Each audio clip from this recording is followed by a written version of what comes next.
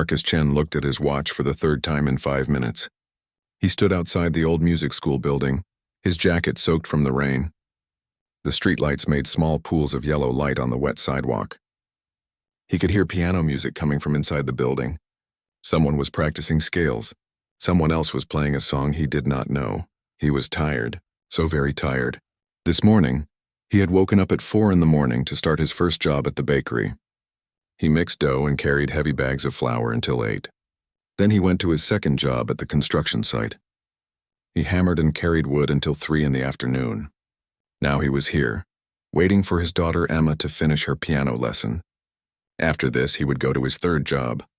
He worked as a night security guard at an office building. That job started at 10 at night and ended at 6 in the morning. Marcus did this every day. Monday, Tuesday, Wednesday, Thursday, Friday, Saturday. Only on Sunday did he get a few hours of rest. But even on Sunday, he cleaned their small apartment and did the laundry and cooked food for the week. Why did he work so hard? The answer was simple. 2 years ago, his wife Sarah had died. She had cancer. The hospital bills took all their savings. After she died, Marcus was alone with Emma. Emma was only 6 years old then. Now she was 8. Marcus loved his daughter more than anything in the world. He would do anything for her. Work 3 jobs? Yes. Sleep only 3 hours a night? Yes. Go hungry so she could eat? Yes, he had done that too. But there was one thing Marcus refused to give up. Piano lessons. Before Sarah died, she had made Marcus promise something. Let Emma keep playing piano, Sarah had said. Her voice was weak. She was lying in the hospital bed. Music makes her happy. Promise me you will not take that away from her. Marcus had promised. Even when money was very tight, even when he had to choose between paying for piano lessons or buying new shoes for himself, he kept that promise. Emma's piano lessons cost $60 every week. It was a lot of money for them.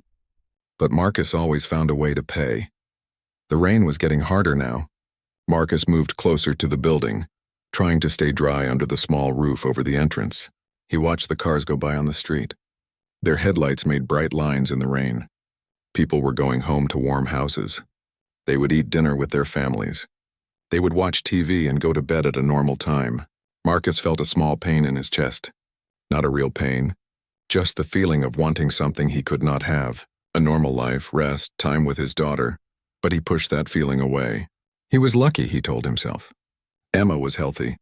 She was doing well in school. She was happy. That was what mattered. The door of the music school opened. An old woman came out. She was wearing an expensive-looking coat. It was black and looked very soft. She had white hair pulled back in a tight bun. She carried a leather purse that probably cost more than Marcus made in a month. The woman was not looking where she was going. She was looking at her phone. Marcus saw what was going to happen before it did. The steps were wet. The woman's shoes had smooth bottoms. She was not holding the railing. Wait, be careful, Marcus called out, but it was too late. The woman's foot slipped on the wet stone step. She made a small sound of surprise. Her arms went up in the air. Her phone flew from her hand. She was falling backward. Marcus did not think. He just moved. He ran forward and caught the woman before she hit the ground. His arms went around her shoulders. He pulled her back to standing. The whole thing happened in maybe 2 seconds. The woman was breathing hard. She held onto Marcus's arm to steady herself. "Oh my," she said. Her voice shook a little. "Oh my goodness. Are you okay?" Marcus asked. He kept holding her arm until he was sure she would not fall. "Yes, I think so," the woman said. She looked up at Marcus. Her eyes were very blue even in the dim light. "You saved me from a nasty fall. Perhaps from breaking my hip. At my age, that could be very serious. I'm glad I was here," Marcus said. He looked around for her phone. He saw it lying on the sidewalk. The screen was cracked. He picked it up and handed it to her. "I'm sorry about your phone." "The phone does not matter," the woman said. She took it from him but did not look at it. She was studying Marcus's face. "What is your name?" "Marcus Chen." "I am Victoria Ashford," the woman said. She said it like he should know who she was. Marcus did not know. He had never heard that name before. "What are you doing here in the rain, Marcus Chen?" "Waiting for my daughter. She has a piano lesson." "Your daughter plays piano?" Something changed in Victoria's face. She looked interested now. "How old is she?" 8 years old. She has been playing for 3 years. That is wonderful, Victoria said. She was still holding Marcus's arm. You know, not many parents these days value music education. It is expensive, time-consuming. They prefer to buy their children video games and phones. Marcus smiled a little. My daughter has no phone, and we do not have money for video games. But we have piano lessons. Why? Victoria asked. It was a strange question, but the way she asked it made Marcus think she really wanted to know. My wife asked me to keep the lessons going, Marcus said. Before she died, she said music made Emma happy. I want my daughter to be happy. Victoria was quiet for a moment. She looked at Marcus with those very blue eyes. Your wife passed away? I am sorry. Thank you, Marcus said. He did not like talking about Sarah with strangers. It still hurt too much. Are you sure you are okay? Do you need me to call someone? No, Victoria said. She let go of his arm and stood up straighter. I am perfectly fine, thanks to you. You have very quick reflexes. I work in construction, Marcus said. You learn to move fast. I see. Victoria opened her purse. She pulled out a wallet. Please let me give you something for your trouble. No, Marcus said quickly. He took a step back. I do not want money.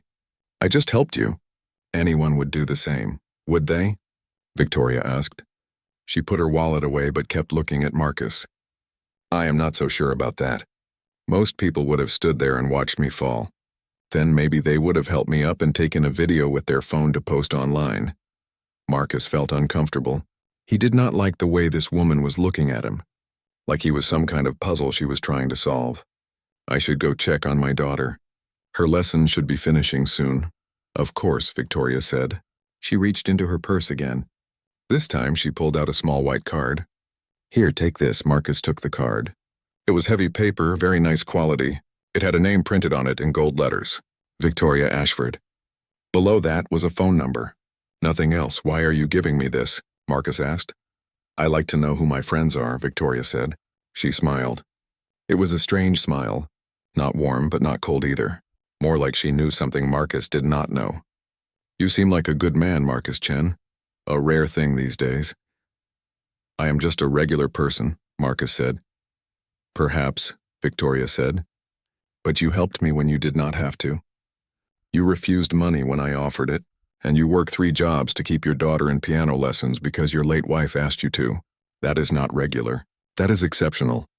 Marcus felt his face get hot. He did not like compliments. They made him uncomfortable. Anyone would do the same, he said again. Keep telling yourself that if it makes you feel better, Victoria said. She pulled her coat tighter around herself. I must go. My driver is waiting around the corner. But Marcus, I want you to remember something. When life plays its final notes, sometimes the most important thing is who was listening and who cared enough to catch us when we fall. Before Marcus could say anything, Victoria walked carefully down the steps, holding the railing this time. A big black car pulled up to the curb.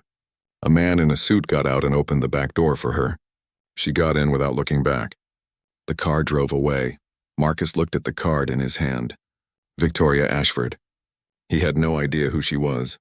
Some rich old lady who took piano lessons at the same school as Emma. He almost threw the card away, but something made him put it in his pocket instead. The door opened again. This time it was Emma. She came running out, her backpack bouncing on her shoulders. Daddy. Marcus forgot all about the strange woman. He smiled and opened his arms. Emma ran into them and he hugged her tight. She smelled like shampoo and the peppermint candy her piano teacher always gave her after lessons. How was your lesson? Marcus asked. Good. Mrs. Lin said I am getting much better at my scales. And she gave me a new song to learn. It is really pretty. Can I play it for you when we get home? Marcus thought about his night shift. He needed to leave for work at 9:30. It was already 7. They needed to go home, eat dinner, and Emma needed to do her homework and take a bath and get ready for bed. There was no time for piano practice, but he looked at his daughter's excited face and he could not say no. Of course you can play it for me, he said. I would love to hear it. They walked to the bus stop together. Emma held his hand and talked about her day at school. Her best friend Amy had brought cupcakes for her birthday. They had learned about fractions in math. She had gotten a gold star on her spelling test. Marcus listened and made the right sounds at the right times, but part of his mind was somewhere else. He was thinking about money. Always thinking about money. The rent was due in 3 days. He had enough to pay it, but just barely. Emma needed new winter boots. "I want to be a piano player when I grow up," Emma said. "A famous one. I will play in big concert halls and everyone will come to listen." "I believe you can do that," Marcus said. And he meant it. Emma had a gift. He could hear it every time she played. Emma yawned. "I am sleepy."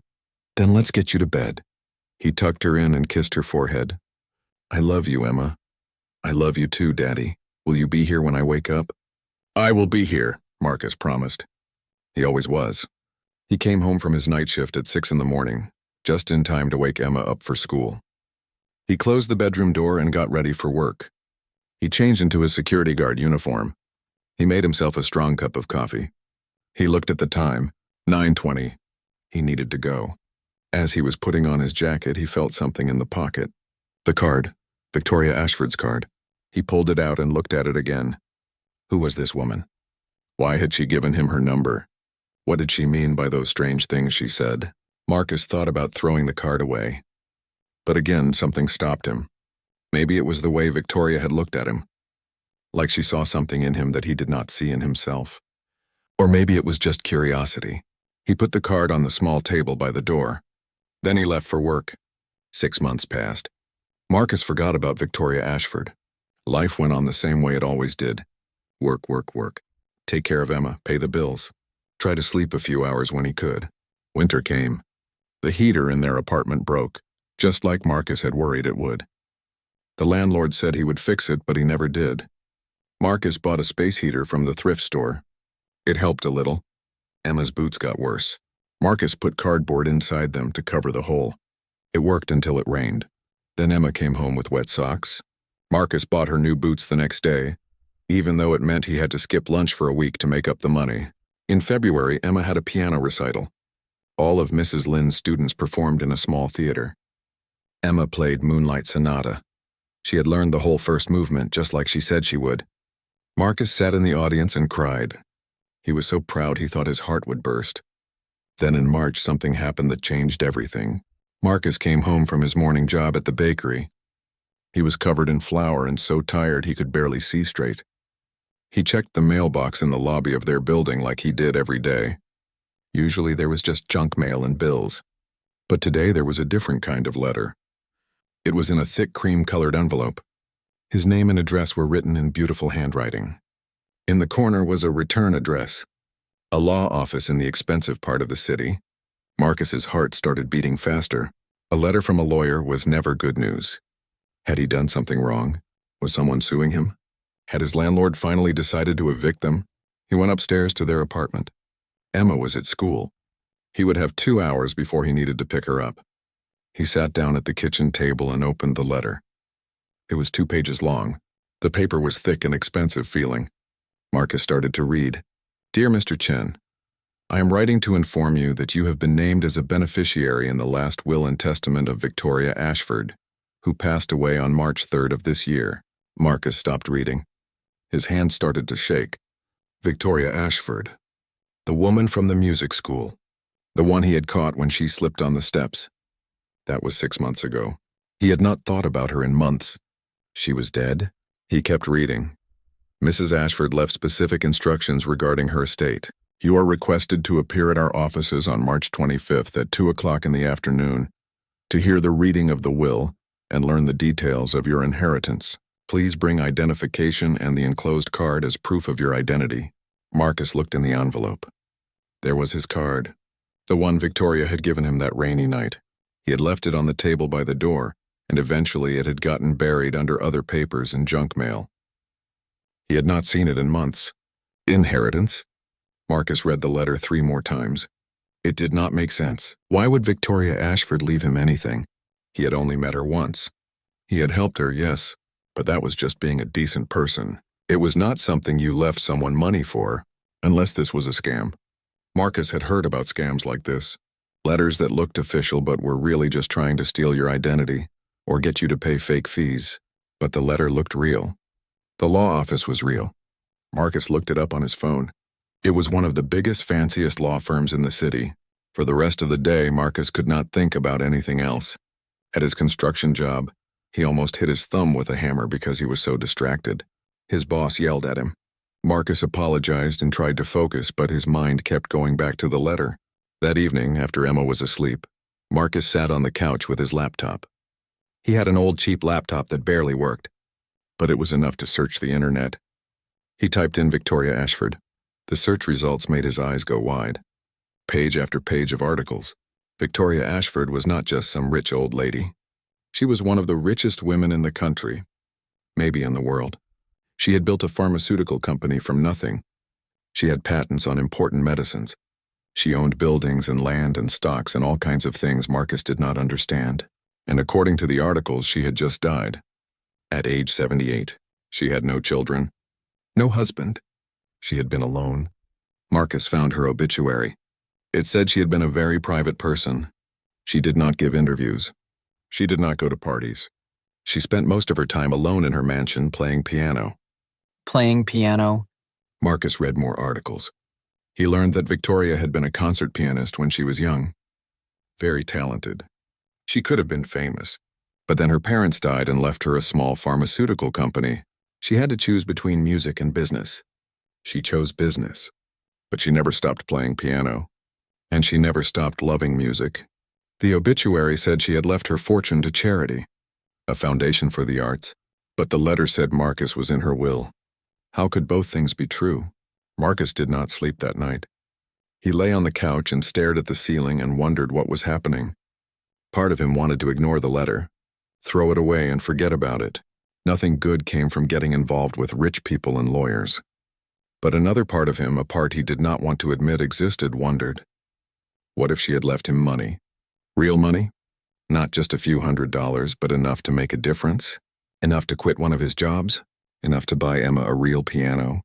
The thought made him feel guilty. Victoria Ashford was dead. He should not be thinking about money. He should be thinking about the fact that a human being had died. But he was so tired. And Emma needed so many things. And the idea of having enough money, of not worrying every single day about how to pay the bills, was like a dream he did not dare to believe in. March 25th came. Marcus took the afternoon off from his construction job. He told his boss he had a doctor's appointment. He put on his only nice shirt and his only pair of pants without holes. He looked at himself in the mirror and tried to comb his hair flat. He looked tired. There were dark circles under his eyes, but he looked decent. He took the bus to the fancy part of the city. The buildings here were tall and made of glass and steel. Everyone walking on the sidewalks wore expensive suits. Marcus felt very out of place. The law office was on the 30th floor of one of the tallest buildings. Marcus rode the elevator up. His stomach felt tight with nervousness. A receptionist with perfect hair and perfect makeup smiled at him. "Can I help you?" "I have an appointment at 2 o'clock. Marcus Chen, for the reading of Victoria Ashford's will." The smile got a little less perfect. The receptionist looked him up and down. Marcus knew what she was thinking. What was someone like him doing here? "Please have a seat. Someone will be with you shortly." Marcus sat in a chair that probably cost more than everything he owned. He waited. He looked at the art on the walls. He did not understand it. After 10 minutes, a man in an expensive suit came out. "Mr. Chen, I am Robert Morrison. Please follow me." Marcus followed him down a hallway and into a conference room. The room had a huge table made of dark wood. The walls were covered in books. There was a big window that looked out over the city. "Please sit down," Mr. Morrison said. Marcus sat. The chair was so comfortable it felt like sitting on a cloud. Mr. Morrison sat across from him. He opened a folder and pulled out some papers. "Mr. Chen, I am the executor of Victoria Ashford's estate. Do you know why you are here?" "The letter said I was in her will, but I do not understand why. I only met Mrs. Ashford once." "Yes, she explained that in her will," Mr. Morrison said. "She said you helped her when she fell outside a music school. You caught her and possibly saved her from serious injury. You refused money when she offered it." "That is true," Marcus said. "But that was months ago. I did not expect anything for that. I just did what anyone should do." "Mrs. Ashford did not agree that anyone would do the same," Mr. Morrison said. "She was very impressed by you. She had her lawyers investigate you." "Investigate me?" Marcus felt a flash of anger. Why? To verify that you were who you seemed to be. A good man who worked hard and cared for his daughter, someone who valued music and kept his promises even when it was difficult. Mr. Morrison pulled out another piece of paper from his folder. He slid it across the table to Marcus. This is the exact wording of the condition. I think you should read it yourself. Marcus picked up the paper. His hands were shaking a little. He read slowly.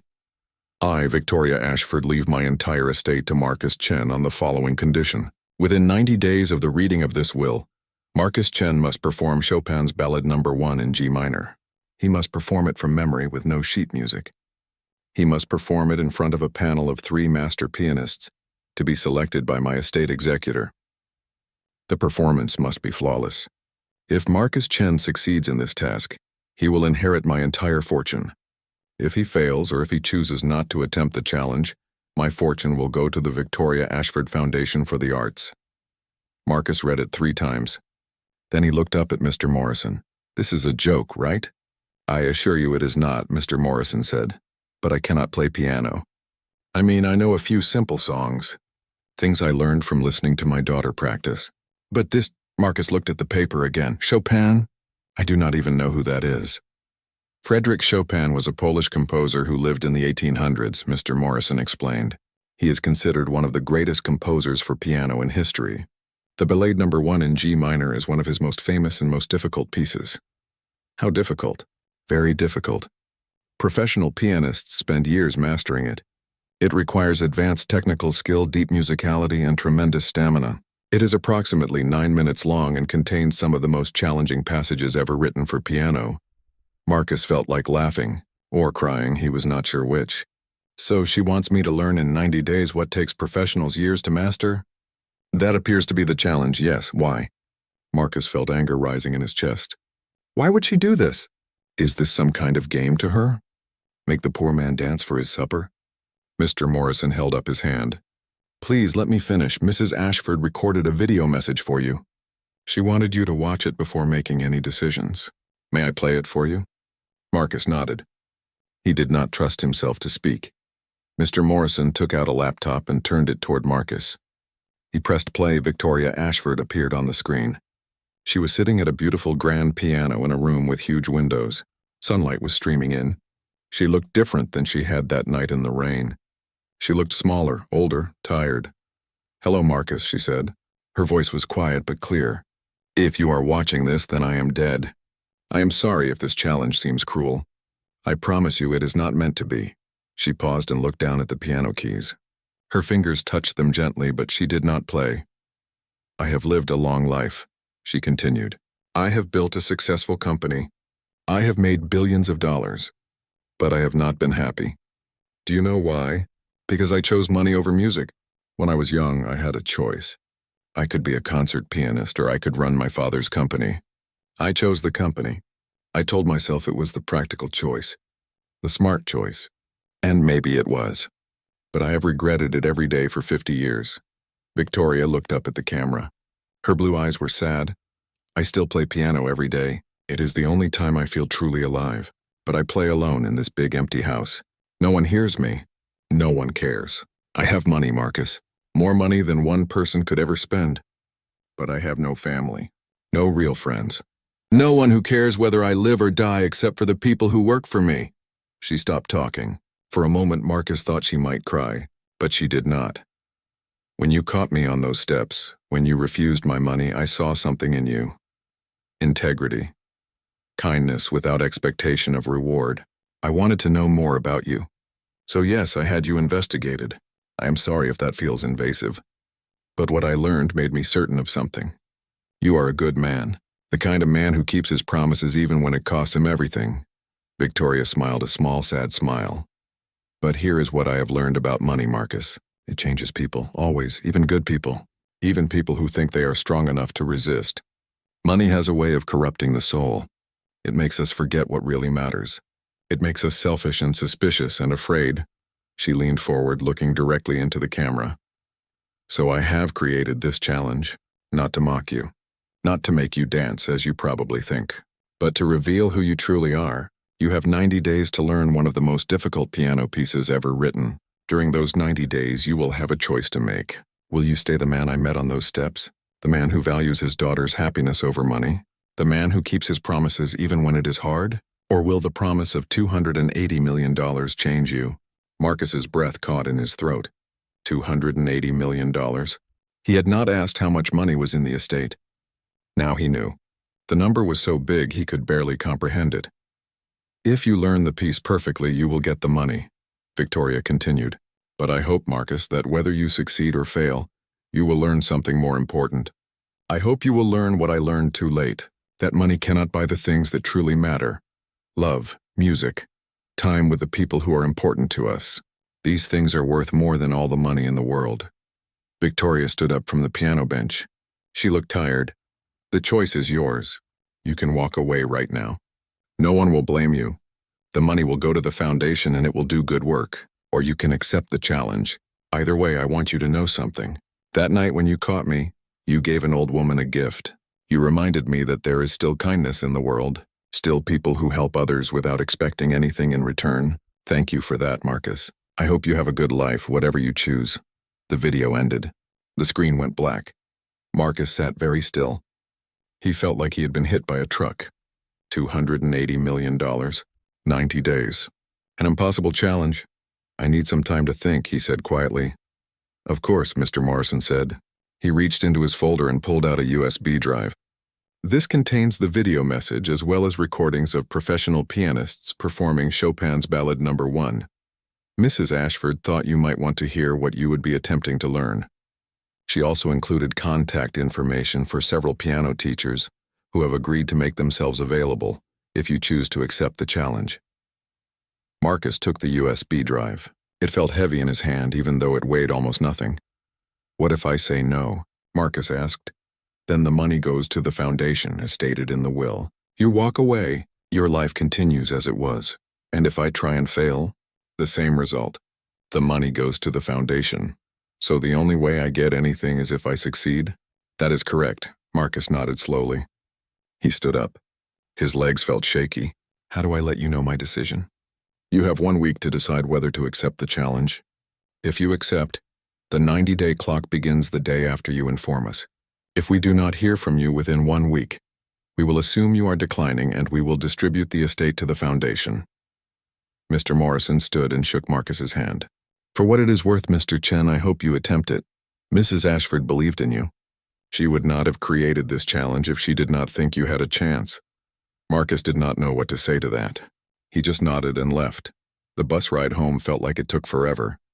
Marcus sat by the window and watched the city go by.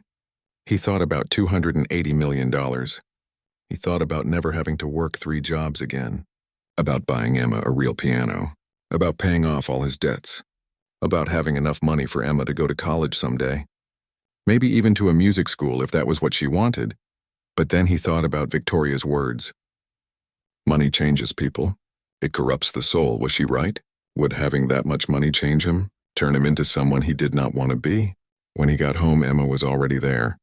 She had taken the bus from school like she did every day. She was sitting at the kitchen table doing her homework. Hi, Daddy, she said, looking up with a bright smile. How was work? Marcus could not tell her the truth, not yet. He did not know how to explain something he barely understood himself. It was fine, baby. How was school? Good. We learned about fractions again. I am getting better at them.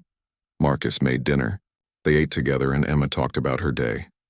Marcus tried to focus on what she was saying, but his mind kept drifting to the USB drive in his pocket. After dinner, after Emma had gone to bed, Marcus sat on the couch with his laptop. He plugged in the USB drive. There were several files. He opened the one labeled Chopin Ballade No. 1 Performance. A video started playing. A man in a tuxedo sat at a grand piano on a stage. An orchestra sat behind him, but they were not playing. This was a piano solo. The man began to play. The music was beautiful. That was the first thing Marcus noticed. It started soft and gentle, almost like a lullaby. Then it grew louder, more intense. The man's fingers moved across the keys so fast they were almost a blur. The music swelled and crashed like waves in a storm. Then it would get quiet again, almost whispered. Then loud, then soft. It went on like this, building and building to a climax that made Marcus's heart race. When it ended, Marcus sat in silence. The performance had lasted about 9 minutes. Marcus closed the laptop. He put his head in his hands. The smart thing would be to walk away, to say no thank you and go back to his life. He had worked hard before. He could keep working hard. Emma was happy. They had enough to get by. Why risk everything for something impossible? But $280 million. With that money, Emma could have everything. Not just piano lessons, but the best piano lessons. A real piano, a good school, college, a future. Marcus did not sleep that night. He lay on the couch and stared at the ceiling and thought in circles. By morning, he had not decided. He went to his bakery job in a daze. He mixed dough and tried not to think about Chopin or Victoria or impossible challenges. But he could not stop thinking about it. At his construction job, his boss noticed he was distracted. "Chen, you okay? You have been walking around like a zombie all week." "Sorry, boss. Just some personal stuff." "Well, get your head in the game or go home. I cannot have you getting hurt because you are not paying attention." Marcus tried harder to focus, but it was no use. The music from the video kept playing in his head. And Victoria's words, "Money changes people." That evening, Marcus made a decision. He would talk to Emma's piano teacher, Mrs. Lin. She would tell him the truth. She would tell him if this was possible or just a cruel joke. Mrs. Lin was a small woman in her 60s. She had taught piano for 40 years. She was strict and serious, but Marcus knew she cared about her students. After Emma's lesson, Marcus asked if he could speak to Mrs. Lin privately. Emma went to sit in the waiting area. "Mrs. Lin, I need to ask you something," Marcus said. "It is going to sound crazy." "Try me," Mrs. Lin said. She sat down at the piano bench and waited. Marcus told her everything. The meeting with Victoria, the will, the challenge, the money. He showed her the video of the ballade on his phone. Mrs. Lin listened without interrupting. When Marcus finished, she was quiet for a long time. "Let me make sure I understand," she finally said. "You have 90 days to learn Chopin's Ballad No. 1 in G minor. You have never had formal piano training. You can barely read music, and if you succeed, you inherit $280 million. Yes? And you want to know if this is possible? Yes." Mrs. Lin stood up and walked to the window. She looked out at the street for a moment. Then she turned back to Marcus. "Mr. Chen, I will be honest with you. What you are describing is not possible. I have students who have been training for 10 years who could not play that piece. It requires years of technical development, hand strength, flexibility, muscle memory, musical understanding. You do not have any of these things." Marcus felt his heart sink. He had known this would be her answer. But hearing it out loud made it real. "However," Mrs. Lin continued, and Marcus looked up, "that does not mean you should not try." "What do you mean?" Mrs. Lin came and sat down again. She folded her hands in her lap. "Mr. Chen, in my 40 years of teaching, I have learned something. The students who succeed are not always the most talented. They are the most dedicated, the most willing to work. You work 3 jobs to give your daughter piano lessons. That tells me you understand commitment. You understand sacrifice. But you just said it is not possible." "I said it is not possible in the traditional sense, but this is not a traditional situation. You have 90 days of focused intensive training. If you are willing to dedicate every spare moment to this, if you are willing to work harder than you have ever worked, then maybe, just maybe, you could learn enough to attempt the piece." "Attempt is not the same as succeed," Marcus said. "No, it is not. The will says the performance must be flawless. I cannot promise you that you will achieve that. I can only promise that I will teach you everything I can." Marcus felt something shift in his chest. Hope? Fear? He was not sure. "Mrs. Lin, if I do this, I would need your help. The will mentions that teachers have agreed to help. Are you one of them?" Mrs. Lin smiled slightly. "Mrs. Ashford's lawyer contacted me 3 months ago. He explained the situation. He asked if I would be willing to teach you, if you accepted the challenge. I said yes. Why? Because I knew Emma's father must be an interesting man to inspire such a challenge from Victoria Ashford. And because I love music, if I can help you discover that love too, even if you do not win the money, then I will have done something worthwhile." Marcus felt his throat get tight. "I do not know if I can do this." "Neither do I," Mrs. Lin said. "But I know you will regret it if you do not try. And I think that is what Mrs. Ashford wanted you to understand, that trying, even when success is unlikely, is its own reward. Marcus went home that night and thought about what Mrs. Lynn had said. Emma was already asleep. He sat on the couch with his laptop and watched the performance video again. And again. And again. The music was so beautiful it made his chest ache. He tried to imagine his fingers playing those notes. He could not picture it. But he could picture what $280 million could buy. A house, security, Emma's future. Was he willing to kill himself for 90 days for a tiny chance at that future? Was he willing to sacrifice sleep and time with Emma in every spare moment? Marcus thought about Victoria's words. The challenge will reveal who you truly are. Who was he? A good father? A hard worker? Someone who kept his promises? Or was he someone who would give up without even trying? At 3 a.m, Marcus made his decision. He opened his email and wrote to Mr. Morrison, I accept the challenge. I will attempt to learn Chopin's Ballad No. 1 in G minor. Please let me know when the 90 days begin. He pressed send before he could change his mind. The reply came the next morning. The 90-day period begins tomorrow, March 27th. Good luck, Mr. Chen. Mrs. Ashford believed in you. Marcus told Emma that night at dinner. He tried to explain it in a way she would understand. Baby, something has happened. I have been given a challenge. If I succeed, we will have a lot of money. Enough money that I would not have to work so many jobs anymore. Enough money to buy you a real piano. Emma's eyes went wide. Really? How? I have to learn to play a very difficult piano piece. I have 90 days to learn it. But Daddy, you do not play piano. I know. That is what makes it a challenge. Mrs. Lynn is going to teach me. But Emma, I need you to understand something. For the next 90 days, I will be very busy. I will be practicing a lot. I might not have as much time to spend with you. And I might fail. There is a very good chance I will fail. Are you okay with that?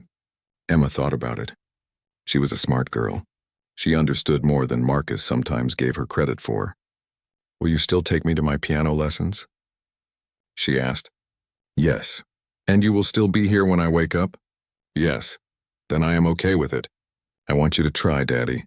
Even if you fail, at least you tried. Marcus hugged his daughter. She was so much smarter than he was.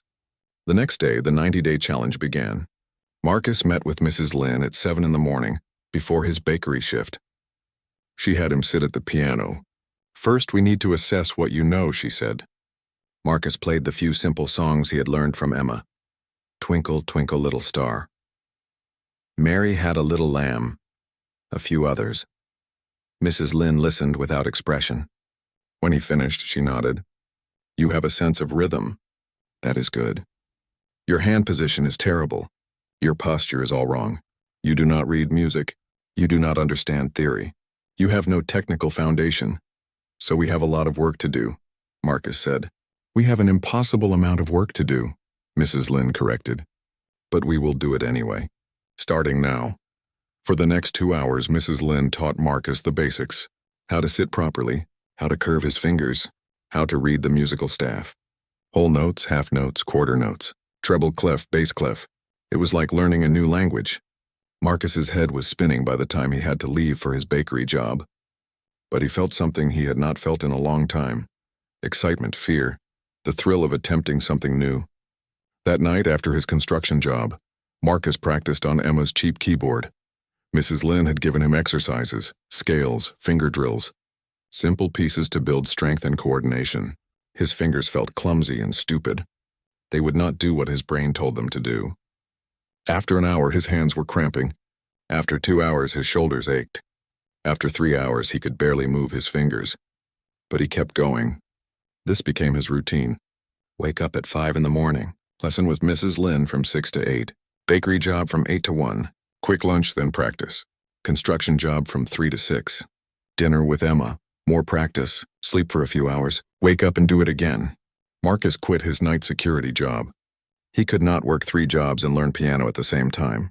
The lost income hurt, but there was no choice. Mrs. Lynn had told him that Mrs. Ashford's estate would pay for the lessons. Marcus was grateful for that. But he still had rent and food and Emma's school supplies to pay for. Money got tight very quickly. After 1 week, Marcus could play simple scales. After 2 weeks, he could read basic sheet music. After 3 weeks, Mrs. Lynn finally let him hear a recording of the ballad while following along with the sheet music. This is what you are working toward, she said. Do not be discouraged. We are just building the foundation right now. Marcus looked at the sheet music. It was 12 pages of dense, complicated notation. The worst part was not the reporters or the online comments. The worst part was how the challenge was changing Marcus's life, and not in good ways. In the second month, Mrs. Lin finally let Marcus start learning the ballade itself.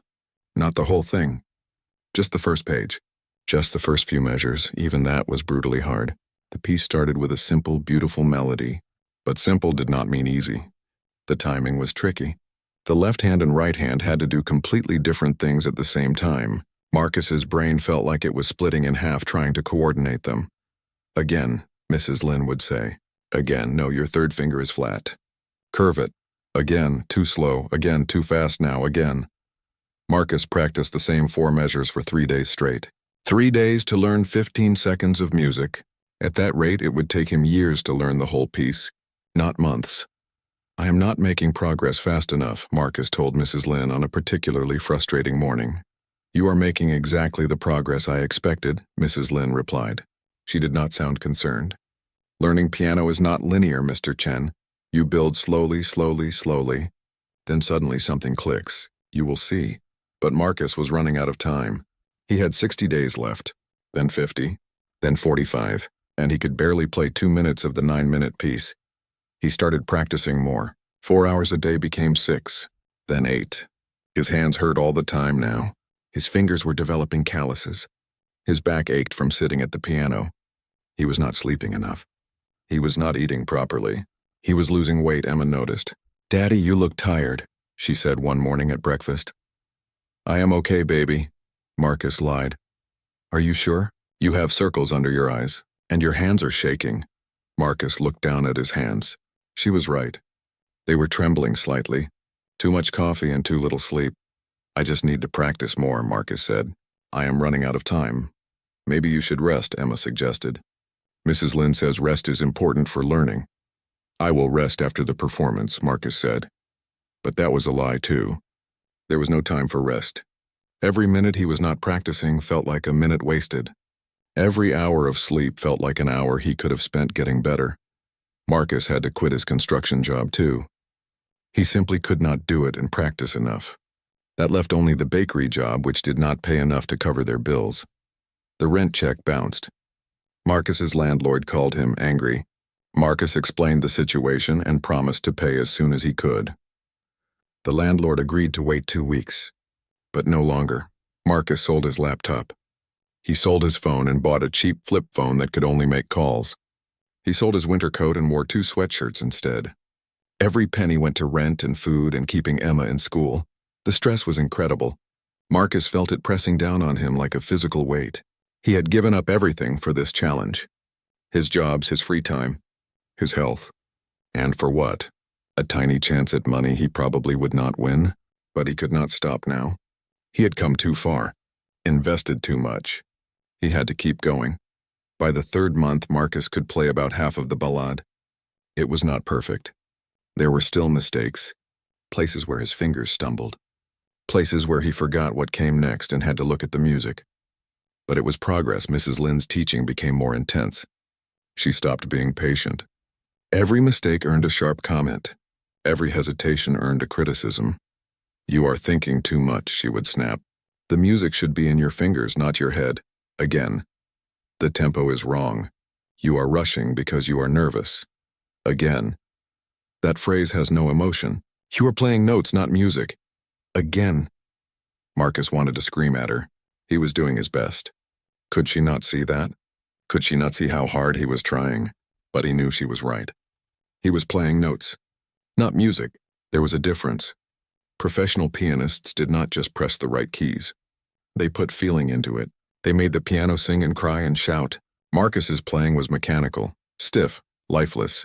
How do I make it more musical? He asked Mrs. Lin in frustration one day. You live it, Mrs. Lin said. You understand what Chopin was feeling when he wrote it. You feel it yourself. Then your fingers express what your heart knows. That did not help Marcus at all.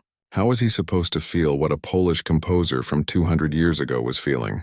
But that night, Marcus tried something different. Instead of just practicing the notes, he listened to the recording again. He closed his eyes and just listened. Really listened. He heard the sadness in the opening melody, the anger and passion in the fast sections, the moments of hope and beauty, the building tension, the final crushing climax. It was a story. The ballade was telling a story without words, a story about love and loss and struggle and triumph and defeat. Marcus understood that. He had lived that story, losing Sarah, fighting to keep his promise to her, struggling every day to give Emma a good life. The next day he played differently. He tried to put his own story into the music. His grief, his determination, his love for Emma. Mrs. Lynn stopped him after the first page. "What did you do differently?" "I tried to feel it instead of just playing it," Marcus said. Mrs. Lynn nodded slowly. "Good, do it again." From that day on, Marcus's playing changed. It was still not perfect. He still made mistakes, but it had emotion now. Heart. Mrs. Lynn pushed him even harder. "You are starting to sound like a pianist," she said. "Now we need to make you sound like a great pianist. We have 3 weeks left, 3 weeks, 21 days. The deadline was rushing toward Marcus like a freight train. He practiced 10 hours a day now, 12 on weekends. His whole world narrowed down to the piano and the ballade. Nothing else mattered. Nothing else existed. Emma tried to talk to him sometimes at dinner. Marcus heard her voice but did not really listen to the words. His mind was always on the music, always on what he needed to practice next. Emma stopped trying to talk to him after a while. She ate her dinner quietly and did her homework and went to bed. Marcus barely noticed Mrs. Lynn was worried. Marcus could see it in her face. But she did not say anything. She just kept pushing him. 2 weeks before the performance, disaster struck. Marcus was practicing a particularly difficult passage. His fingers were tired. He had been playing for 6 hours straight. He reached for a chord and something in his right hand snapped. The pain was instant and terrible. Marcus cried out and pulled his hand back. His middle finger would not move right. It hurt to bend it. "No," Marcus whispered. "No, no, no." He tried to keep playing. He could not. Every time he used that finger, pain shot through his hand. Marcus went to a free clinic the next day. The doctor examined his hand and shook his head. "You have tendinitis. The tendon is inflamed from overuse. You need to rest it for at least 2 weeks. "I cannot rest it," Marcus said. "I have a performance in 2 weeks. "Then you will cause permanent damage," the doctor said. "Your choice." Marcus left the clinic with his hand wrapped in a bandage. He went straight to Mrs. Lynn's studio. "I hurt my hand," he told her. "The doctor says I need to rest it." Mrs. Lynn looked at the bandage. She looked at Marcus's face. Then she said something he did not expect. "Good." "What?" "Rest your hand, Mr. Chen. You have been working yourself to death. Your body is telling you to stop. You should listen. But I only have 2 weeks left. And if you damage your hand permanently, you will have 0 weeks left. Rest for 3 days. Then we will see how you feel." Marcus wanted to argue, but the pain in his hand was getting worse. He had no choice. He went home and tried to rest. But resting was torture. Every minute felt wasted. He watched the clock and calculated how many practice hours he was losing. 1 hour, 2 hours, 10 hours, 20 hours. Emma came and sat with him on the couch. "Does it hurt, Daddy?" "A little," Marcus admitted. Emma took his hand gently. She looked at the bandage. "You work so hard." "Too hard." "I have to. I'm running out of time." "Daddy, can I ask you something?" "Of course." Emma was quiet for a moment. Then she said, "Do you even care about the piano? Or do you just care about the money?" The question hit Marcus like a punch to the stomach. He opened his mouth to answer, but no words came out. Did he care about the piano, or was it just a means to an end? When had he last enjoyed playing? When had he last felt the beauty of the music instead of just the stress of learning it? He could not remember. "I care about giving you a good life," Marcus finally said. "That is what I care about." "I already have a good life," Emma said softly. "I have you. That is enough." Marcus felt tears forming in his eyes. When was the last time he had really talked to Emma? Really spent time with her? It had been weeks. Months, maybe. "I miss you, Daddy," Emma whispered. "I miss the old you, the one who had time to talk to me, who helped me with homework, who watched movies with me on Sunday. I do not see that Daddy anymore. All I see is someone who is stressed and tired and angry all the time." The tears fell then. Marcus pulled Emma close and held her tight. "I am sorry, baby. I am so sorry." They sat like that for a long time. Emma fell asleep against his shoulder. Marcus just held her and thought about what she had said. What was he doing? He had started this challenge to give Emma a better future, but he was ruining their present. He was sacrificing their relationship for a tiny chance at money they might never get. Victoria's words came back to him. The challenge will reveal who you truly are. Who was he? What had he become? He had become obsessed, greedy, so focused on the money that he had forgotten what really mattered. That night, Marcus made a decision. A hard one, maybe the hardest decision of his life. The next morning, he went to see Mrs. Lynn. "I want to continue the challenge," he said, "but I need to do it differently." "What do you mean?" Mrs. Lynn asked. "I need to spend time with Emma again, real time, not just sitting in the same room while I think about piano. I need to be her father again, not just someone chasing money." Mrs. Lynn smiled. It was the first real smile Marcus had seen from her in weeks. "I was wondering when you would figure that out." "You knew?" "Of course I knew. I have been teaching for 40 years, Mr. Chen. I have seen many students become obsessed, lose themselves in the pursuit of perfection. It never ends well. Music should bring joy, not destroy it." "But I only have 12 days left," Marcus said. "If I spend less time practicing, my chances of success go down even more." "Perhaps," Mrs. Lynn said. "Or perhaps you will play better. Perhaps playing with joy and peace in your heart will make the music more beautiful than playing with stress and desperation. Either way, I think this is the right choice." For the next 12 days, Marcus practiced 4 hours a day. Not 10 or 12, just 4. He spent mornings with Mrs. Lynn, afternoons at his bakery job, evenings with Emma. They ate dinner together and talked. Really talked. Emma told him about school and her friends and a boy she thought was cute. Marcus listened. Actually listened. They watched a movie on Sunday. They laughed together. Emma fell asleep on the couch and Marcus carried her to bed, just like he used to. His hand healed. The pain went away. And something strange happened. His playing got better. Without the stress and pressure, his fingers relaxed. The music flowed more naturally. He made fewer mistakes. The emotion in his playing deepened. "You sound like a completely different pianist," Mrs. Lynn said 5 days before the performance. This is the Marcus Chen I was hoping to hear. But Marcus knew the truth. Even playing his best, he was not good enough. There were still mistakes. Still places where he fumbled. Still sections that he could not quite get right no matter how many times he practiced. The performance had to be flawless. His was not flawless. It was not even close. 3 days before the performance, Mr. Morrison called.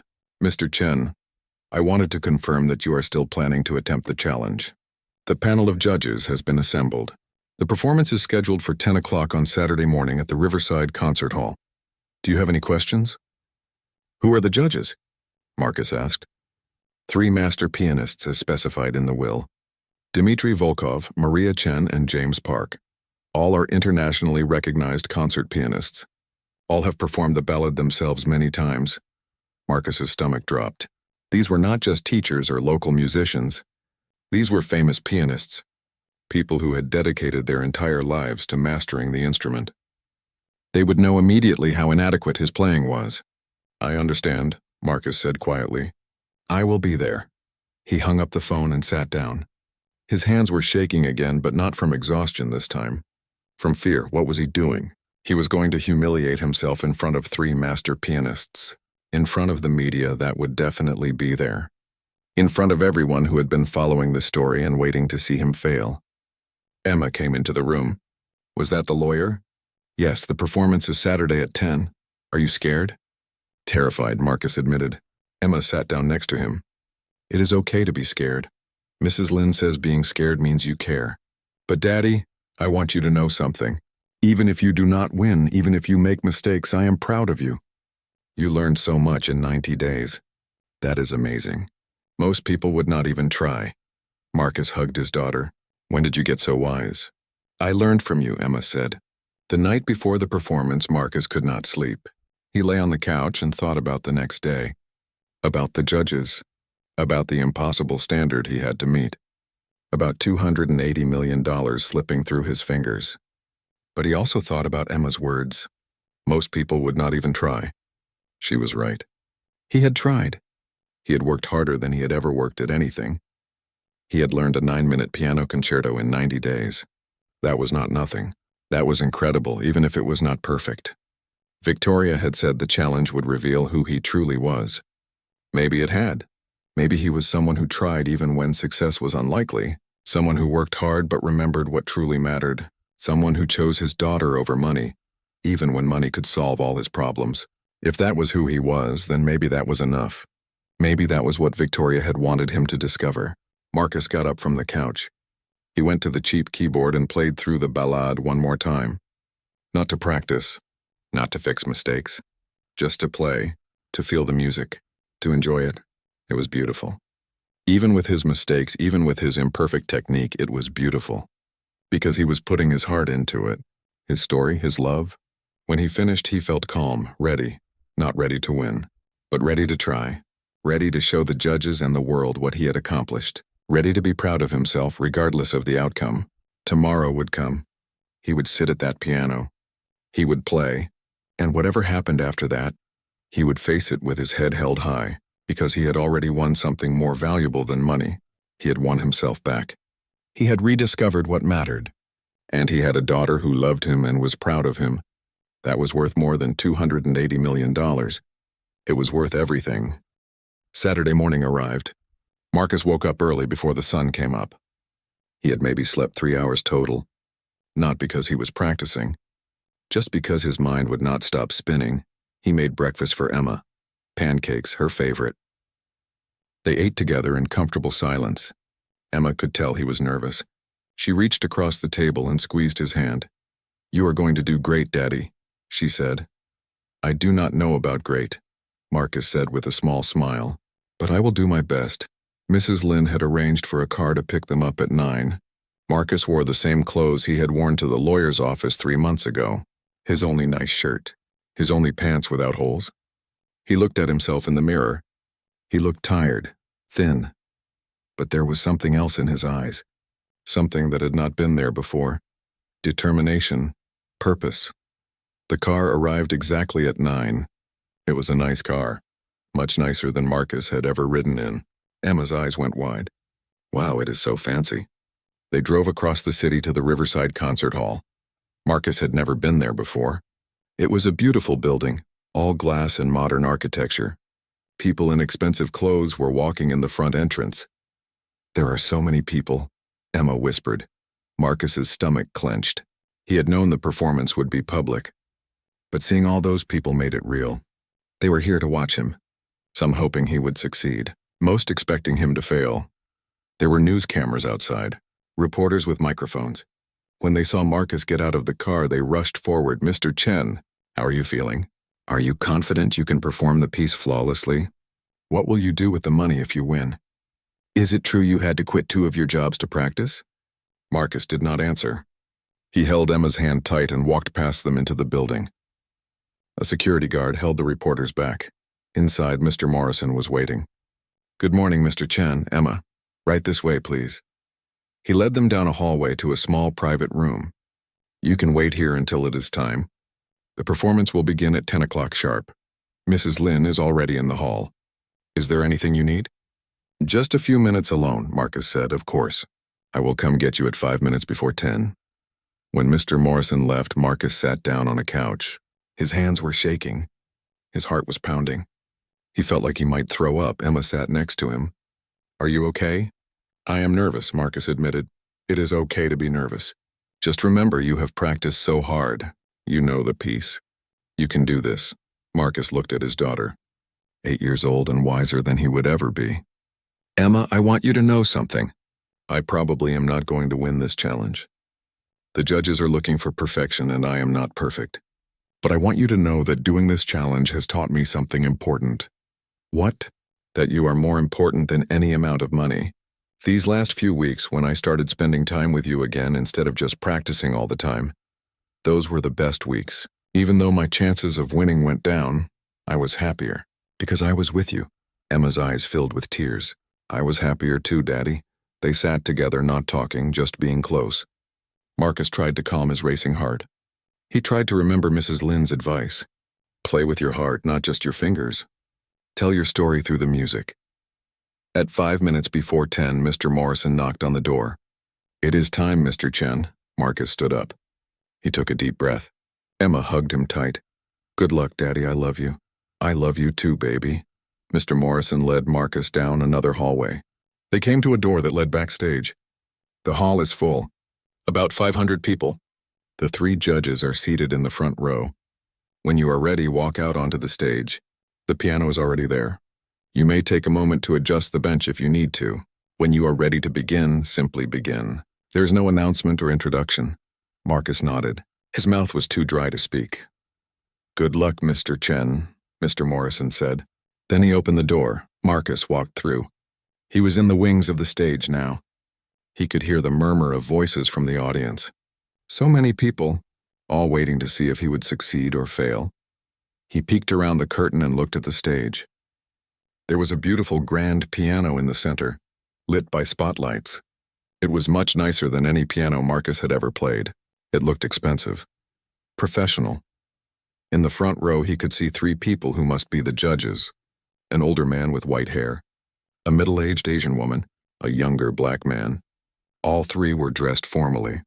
All 3 had serious expressions. Marcus felt the fear rising up again. These were master pianists. They had spent their entire lives perfecting their craft. And here he was, a bakery worker who had learned piano in 90 days. What was he thinking? He closed his eyes and thought about Victoria, about her video message, about her sad eyes when she talked about choosing money over music, about how she had been alone in her big house with all her billions of dollars. She had not created this challenge to humiliate him. She had created it to teach him something, to see if money would corrupt him, to see if he would stay true to himself. Marcus had spent 3 months learning this piece. He had sacrificed sleep and jobs and time. But in the end, he had chosen Emma over the money. He had chosen to be a good father, instead of a perfect pianist. That was the real test, and he had passed it.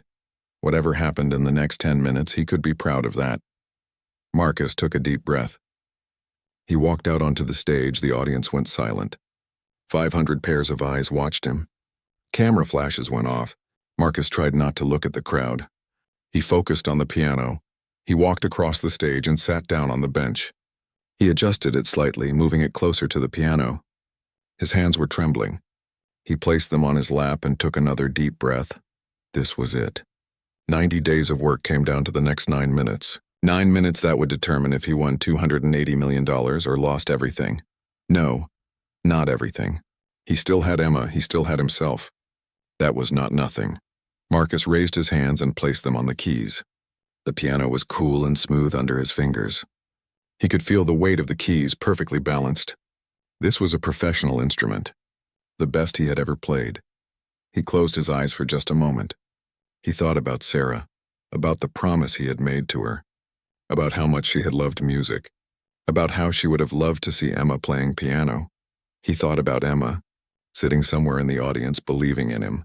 He thought about Victoria, who had seen something in him worth testing. Then he began to play. The opening notes of Chopin's Ballad No. 1 in G minor filled the hall. Soft and gentle like a whisper, Marcus's fingers found the melody automatically. He had played these opening measures thousands of times over the past 90 days. They were burned into his muscle memory. The audience faded away. The judges faded away. Even his nervousness faded away. There was only the music and the story it told. The gentle opening gave way to a more urgent section. Marcus's left hand began the walking bass line while his right hand played the melody above it. His hands moved independently, each doing their own part. This had been so hard to learn, but now it felt natural. He made it through the first page without any mistakes. His confidence grew slightly. The second page was harder, with faster runs and bigger jumps. His fingers stretched across the keys, hitting the notes cleanly. The music built in intensity. This was the section where Marcus had struggled the most in practice, where his fingers sometimes tangled, where he sometimes forgot what came next, but not today. Today his fingers knew exactly where to go. The hours and hours of practice paid off. His hands flew across the keys, playing the rapid passages with clarity and precision. The music swelled. Louder, more passionate. This was where Chopin poured all his emotion into the piece. Marcus tried to channel that emotion. He thought about his own struggles, His own passions, his love for Emma, his grief over Sarah, his determination to give his daughter a good life. The music was no longer just notes. It was his story, his heart. 3 minutes in, he had made it a third of the way through with no mistakes. Marcus felt a small spark of hope. Maybe he could do this. Maybe he could actually pull it off. The music quieted again. A gentle, almost sad section. Marcus let his fingers caress the keys softly. This part needed delicacy, emotion. He thought about quiet mornings with Emma, reading her bedtime stories, watching her sleep peacefully. Then the music exploded again. The most technically difficult section of the entire piece. Rapid scales. Huge chords that required his hands to stretch across multiple octaves. Complex rhythms that his hands had to play in perfect coordination. This was where professionals sometimes made mistakes. Where even concert pianists with decades of experience sometimes stumbled. Marcus's heart pounded, but his hands stayed steady. He had practiced this section more than any other. He knew every note, every finger movement, every shift of hand position. His fingers raced up and down the keyboard. The notes came out crisp and clear. The rhythm stayed perfectly in time. The dynamics rose and fell exactly as Chopin had written them. 6 minutes in, 2/3 done, no mistakes yet. The audience was completely silent. Marcus could feel their attention on him, their surprise, their disbelief that he was actually doing this. The music shifted to a new theme, more lyrical, more flowing. This section had a lot of emotion.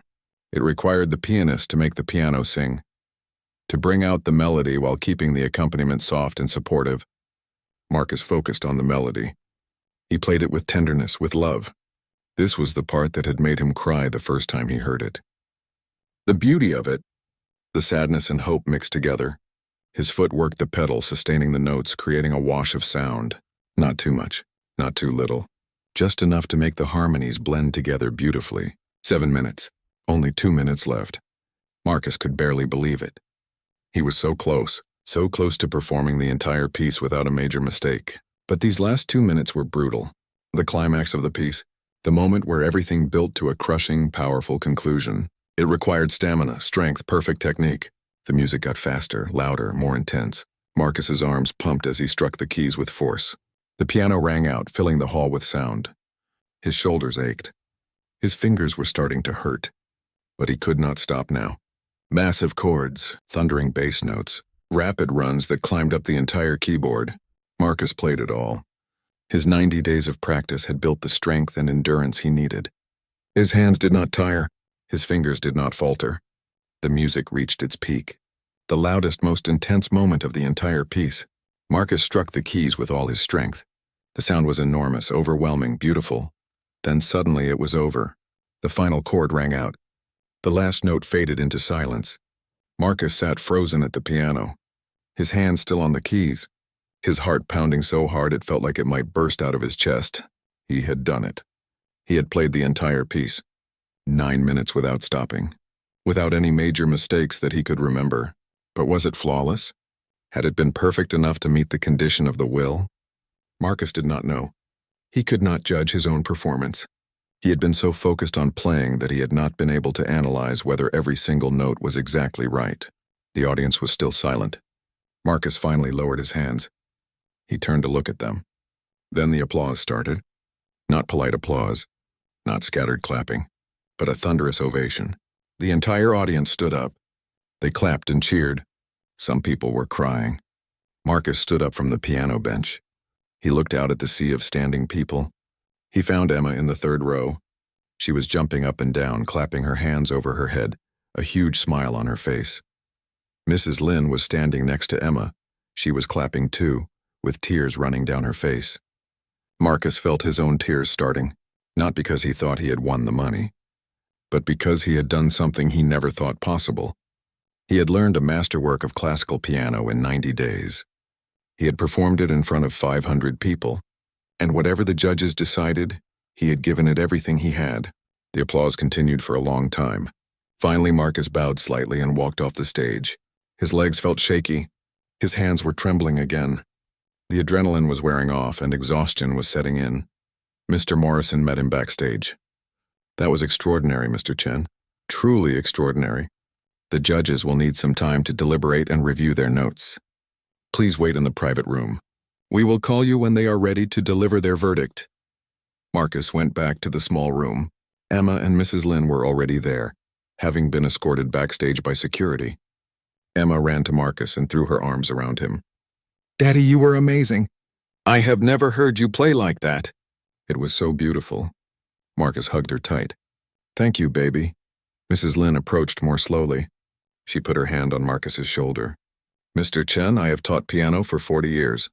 I have had many talented students, but I have never been more proud of anyone than I am of you right now. What you accomplished in 90 days is nothing short of miraculous. But was it good enough? Marcus asked. Did I make mistakes? Mrs. Lin hesitated. There were a few small imperfections, tiny things that most people would never notice. But the judges will notice. They are listening for absolute perfection. Marcus nodded slowly. He had known this would be the case. So I probably did not win. I do not know, Mrs. Lin said honestly. But Marcus, you should know that what you played out there was more than just notes. It was music. Real music. You played with your heart. That is something money cannot buy and schools cannot teach. You have that gift naturally. They waited for almost an hour. Marcus tried to stay calm. He drank water. He stretched his sore hands. He talked with Emma about school and her upcoming piano recital. But inside, his mind was spinning. Had he won? Had he lost? What would happen now? Finally, Mr. Morrison came to the door. The judges are ready. Please follow me. Marcus, Emma, and Mrs. Lin followed Mr. Morrison back to the concert hall. The audience was still there, waiting. The three judges were now standing on the stage at a podium with a microphone. Mr. Morrison led Marcus onto the stage. Emma and Mrs. Lin sat in the front row. The cameras were rolling. Everyone was silent, waiting. The older man with white hair stepped up to the microphone. This was Dmitry Volkov, the head judge. He had a thick Russian accent when he spoke. Mr. Chen, please join me at the podium, he said. Marcus walked over on shaking legs. He stood next to the famous pianist, feeling small and inadequate. Dmitry looked out at the audience. We have a very unusual situation today. Victoria Ashford was a dear friend of mine. We studied piano together many years ago before she gave up music for business.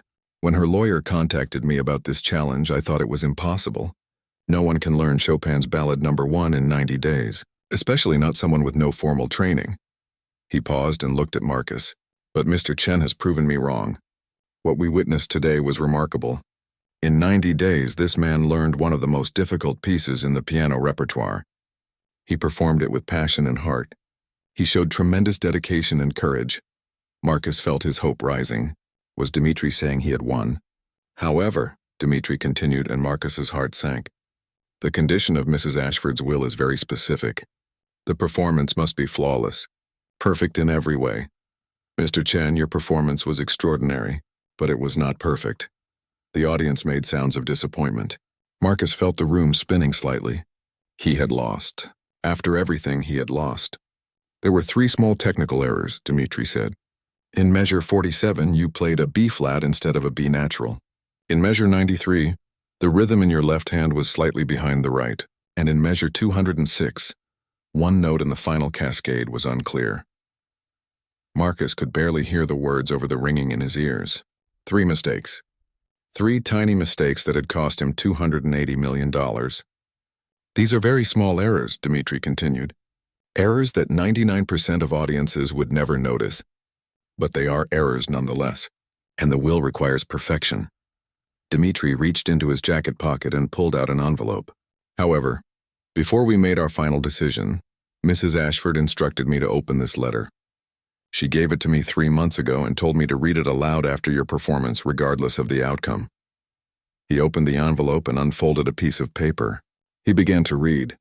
My dear Marcus, if you are hearing this, then you attempted my challenge. I knew you would. I saw the determination in your eyes that rainy night. I saw a man who does not give up, who fights for what he believes in. I am proud of you for trying, whether you succeeded or failed. Dmitry's voice was steady and clear. The audience listened in complete silence. The challenge I set for you was designed to be nearly impossible. I know that. But it was never really about the piano. It was about discovering who you are when everything is on the line, when the promise of wealth is dangled in front of you. Do you lose yourself? Do you sacrifice what truly matters? Or do you stay true to your values?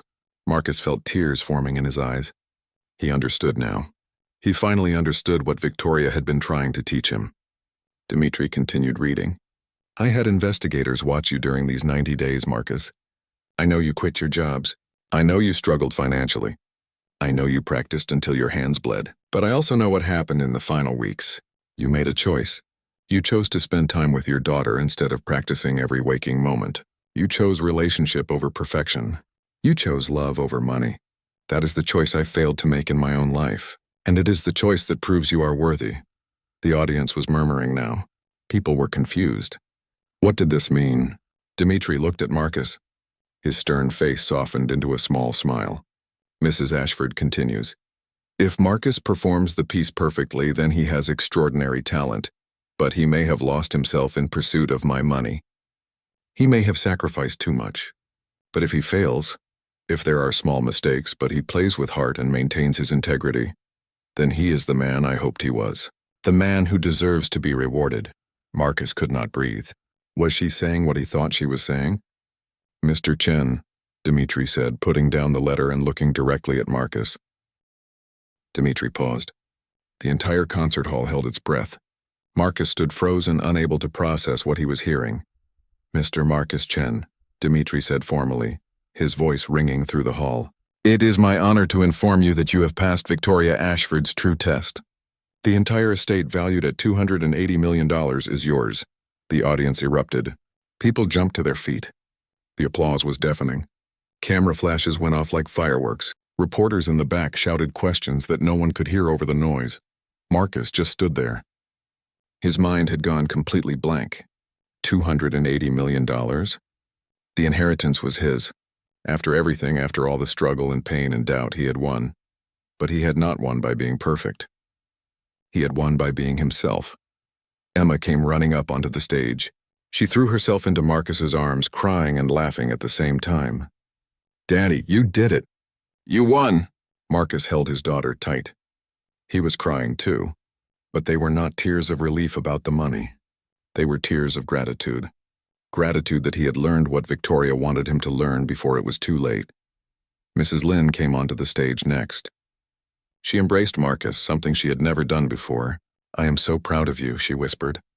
Not because you won the money, but because you stayed yourself through all of this. Dmitri shook Marcus's hand. Mrs. Ashford would have been very pleased. She loved music above all things, but she understood that there are things more important than perfection. Heart, integrity, love. You demonstrated all of these. The other two judges came over to congratulate him as well. Maria Chen, the middle-aged woman, said, Your performance was remarkable. The emotion in your playing was something I have rarely heard, even from professionals. You have a natural gift. James Park, the younger judge, added, In my 20 years of teaching, I have never seen anyone work as hard as you must have worked to learn that piece in 90 days. You should be very proud. Mr. Morrison appeared with a briefcase. Mr. Chen, there are many legal documents to sign, but those can wait. For now, I want to give you this. He handed Marcus another envelope. Marcus opened it with shaking hands. Inside was a letter in Victoria's handwriting. Dear Marcus, if you are reading this, then you have won. Not just the money, but the real prize. You have discovered that who you are matters more than what you have. You have learned that integrity cannot be bought, that love cannot be sacrificed for wealth, that being a good father is worth more than being a perfect pianist. I learned these lessons too late in my life. I gave up music for money and I regretted it every day. But you, Marcus, you found the balance. You worked hard, but you did not lose yourself. You pursued the challenge, but you did not forget what mattered most. That is wisdom that most people never gain, no matter how long they live. I have left you my fortune with one requirement. You must establish a foundation to help struggling parents afford music education for their children. The foundation should provide scholarships, instruments, and lessons to families who cannot afford them. I want you to run this foundation. And someday when Emma is older, I hope she will help you run it. Use this money to help others experience the joy of music, without the financial burden that keeps so many talented children from pursuing their gifts. Thank you for catching me when I fell, Marcus, both literally and metaphorically. You showed me that kindness still exists in this world. I hope my fortune helps you create more kindness for others. With deepest respect and gratitude, Victoria Ashford. Marcus read the letter twice. Then he looked up at Emma. Did you hear that, baby? We are going to help other kids learn music. Kids like you whose parents work hard but do not have much money. Emma's face lit up. Really? That is the best thing ever, Daddy. The rest of that day was a blur. Marcus signed papers. He talked to lawyers. He gave a short statement to the press, though he could barely remember what he said. Mr. Morrison explained that there were many details to work out, but the money would be transferred to Marcus within 30 days. That evening, Marcus and Emma went home to their small apartment. The same apartment with peeling paint and a broken heater, but it would not be their home for much longer. They could afford a nice place now, a real house with a yard, with a room for a grand piano. But Marcus was not in a hurry. He sat on their old couch with Emma curled up next to him and just breathed. For the first time in 3 months, he felt peace. Daddy, what are we going to do with all that money? Emma asked sleepily. Well, first we are going to follow Victoria's wishes. We are going to create that foundation to help kids learn music. That is the most important thing. What about us? What about our life? Marcus thought about it. We will buy a nice house. Nothing too big or fancy. Just comfortable, with a yard where you can play, and we will buy you a real piano. A good one. And I will only work one job, maybe not even that, if the foundation needs me full-time. And I will have time to spend with you. Real time. We can eat dinner together every night. I can help you with homework. We can watch movies on Sunday. That sounds perfect, Emma said. But Daddy, can I ask you something? Anything. Will you keep playing piano? Now that the challenge is over? Marcus had not thought about that. For 90 days, piano had been an obsession, a burden, a source of stress. Would he want to keep playing now that he did not have to? He thought about the performance that morning, about the feeling of the music flowing through him, about the story he told with Chopin's notes, about the beauty of it all. Yes, Marcus said. I think I will. Not because I have to, but because I want to, because Victoria was right. Music is something special, something worth pursuing for its own sake, not for money or fame. Good, Emma said. Maybe you can keep taking lessons from Mrs. Lynn. Maybe you can learn new pieces. Maybe, Marcus agreed. Would you like that? Would you like it if your old dad became a pianist? I would love it, Emma said. We could play duets together. Marcus smiled. He kissed the top of his daughter's head. That sounds wonderful. In the weeks that followed, Marcus's life changed dramatically. The money was transferred to his account. More money than he could ever spend in 10 lifetimes. The media attention was intense at first, but it died down after a few weeks when the next big story came along. Marcus did exactly what he had told Emma he would do. He bought a modest house in a good neighborhood with excellent schools. It had 4 bedrooms, a yard, and a music room where he put 2 pianos, one for Emma and one for himself. He worked with lawyers and advisors to set up the Victoria Ashford Foundation for Music Education. The foundation would provide full scholarships for piano lessons as well as other instruments. It would donate instruments to schools that could not afford them. It would sponsor concerts and recitals for young musicians. Marcus became the director of the foundation. It was a full-time job, but he loved it. He met families like his own family had been, struggling parents who worked multiple jobs but wanted their children to experience the joy of music. He gave them what he had been given. A chance Emma helped too in small ways. She volunteered at foundation events. She performed at fundraisers. She talked to other kids about why music was important. Marcus continued taking piano lessons from Mrs. Lynn. Not 10 hours a day like before. Just 2 hours a week. He learned new pieces slowly with no pressure. He played for the joy of it, and he discovered that he actually loved it. Without the stress and desperation of the challenge, piano was a source of peace and happiness. 6 months after the performance, the foundation held its first major event. A concert featuring young scholarship recipients. 20 kids performed, ranging in age from 6 to 16. Some played piano. Others played violin, cello, flute, and guitar. Emma performed that night too, playing the Moonlight Sonata that she had been working on. Marcus sat in the audience and cried, just like he had at her recital a year ago. But these were happy tears. After all the students performed, there was a reception. Parents thanked Marcus with tears in their eyes. "You have given my daughter something I could never afford," one mother said. "You have changed her life." "No," Marcus replied. "Victoria Ashford changed her life.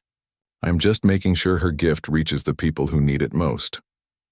That night after they got home, Marcus sat at his piano. He opened the sheet music for Chopin's Ballade No. 1. He had not played it since the performance.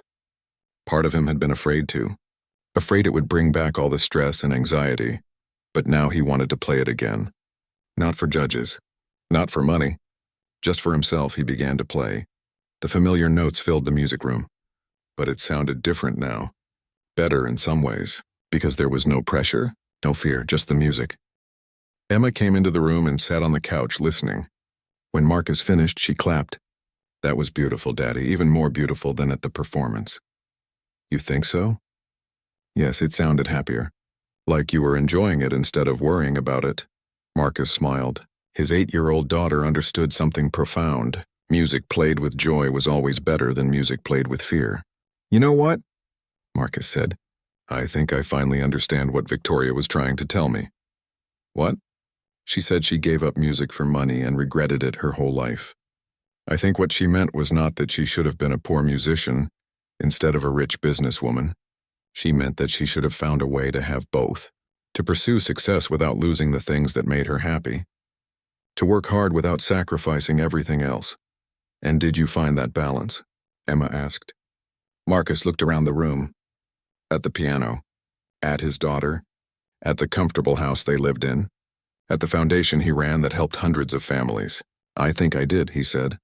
"I have enough money to never worry about bills again. But I did not let the pursuit of that money destroy me. I remembered what mattered.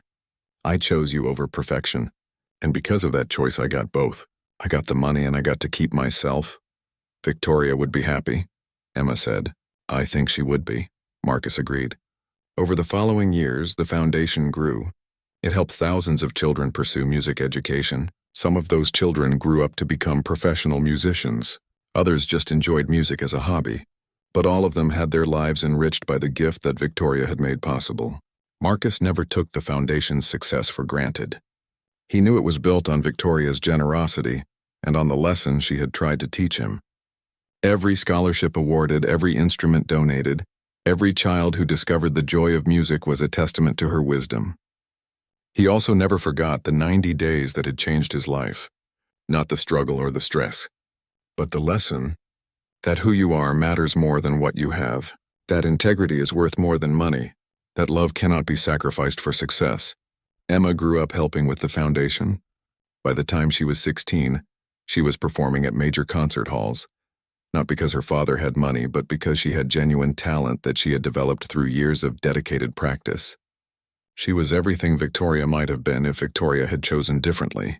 On the 10th anniversary of Victoria's death, the foundation held a special memorial concert. It took place at the same concert hall where Marcus had performed the Ballade. Emma, now 18 years old, was the featured performer. Marcus sat in the front row and watched his daughter walk onto the same stage where he had stood a decade earlier. She sat at the same piano. She was going to perform Chopin's Ballade No. 1 in G minor. She had spent years learning it properly. Not in 90 days, but in the patient, thorough way it was meant to be learned. She was ready. Emma began to play.